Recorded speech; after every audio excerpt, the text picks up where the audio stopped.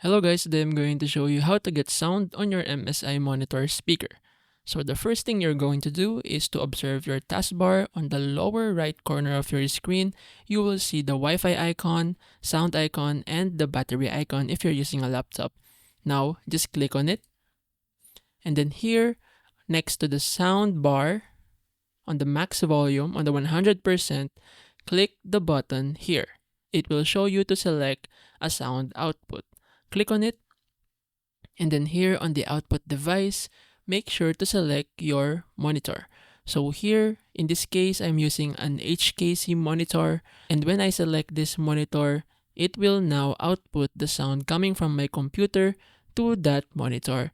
So in this case, if you're using an MSI monitor speaker, it will show your MSI model here.